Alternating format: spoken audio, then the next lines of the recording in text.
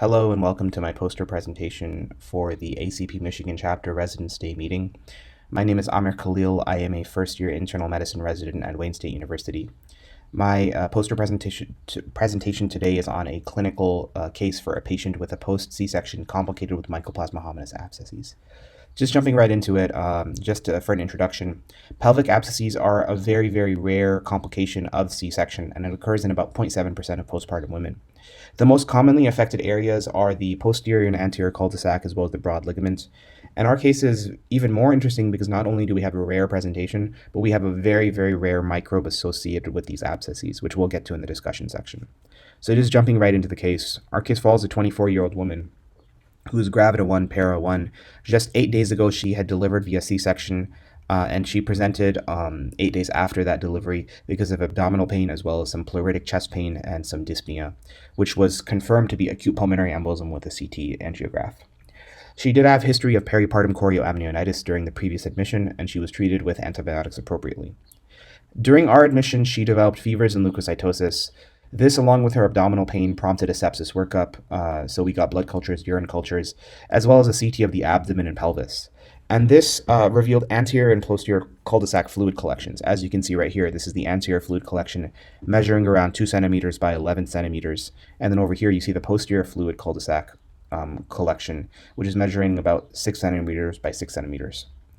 So because of this, there was a concern for abscess formation, and so the patient was initiated on broad-spectrum coverage with vancomycin and cefepime. Despite this, she continued to have fevers, and you can actually track the fevers over here in this chart right here. We're right along right here. She continued to have fevers, and the antibiotic course was escalated to Piperacillin-Tazobactam and Linezolid.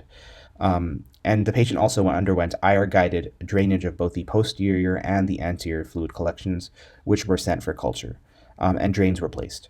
In response to this, the patient initially had improvement of her fevers, but then suddenly there was a worsening of the fevers and the leukocytosis got worse.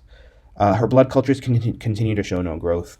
It was at this point that Piperacillin-Tazobactam were escalated to meropenem to cover for our ESBL organisms, and also our fluid collections, culture collections came back from the percutaneous drainage. And it showed the posterior fluid collection was growing E. coli and E. faecalis, which was adequately being covered with the meropenem, but the anterior fluid collections grew Mycoplasma hominis. And this was not being covered by anything, neither the meropenem nor the Piperacillin-Tazobactam the patient was on before, nor the cefepime, nor the Linezolid.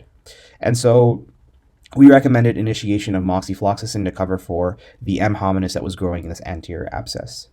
Despite this, as you can see right here, the patient continued to have fevers and abdominal pain. And it was at this point that a repeat CT abdomen and pelvis was warranted, and this showed new abscess formation in the peri-aortic and peri-splenic regions. So once again, the patient underwent an IR-guided drainage of the peri-aortic and peri-splenic abscesses. In response to this, which is denoted by this purple arrow, the fevers began to resolve and the patient completely defervesced. Her abdominal pain also resolved. And interestingly, the cultures from these abscesses that we drained, only the peri-aortic abscess grew anything, and it was in fact Mycoplasma hominis. The patient was discharged in a stable condition with a couple weeks of antibiotics. So for the clinical outcome for the patient, she was instructed on discharge that if she continued to have fevers, her abdominal pain got worse, or there was any sign of that her abscesses were progressing, she would need source control with an XLAP and a possible total abdominal hysterectomy. She also agreed to follow up with our team in infectious disease as well as gynecology in the clinic, and she was discharged with 6 weeks of Piperacillin-Tazobactam for E. coli and E. faecalis, as well as a few weeks of moxifloxacin for M. hominis coverage, which would be prolonged depending on whether she clinically improved or not. And so for discussion for our patient, like I said, we have an exceedingly rare presentation of pelvic abscesses, but Mycoplasma hominis itself is a very common organism that's associated with chorioamnionitis in our patient.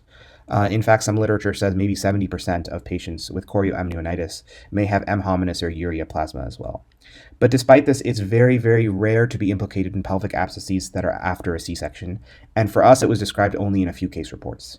In fact, most pelvic abscesses are polymicrobial, usually gram-negatives and anaerobes, that are also involved in abdominal sepsis. So our initial antibiotics of cefepime and then zosyn were appropriate.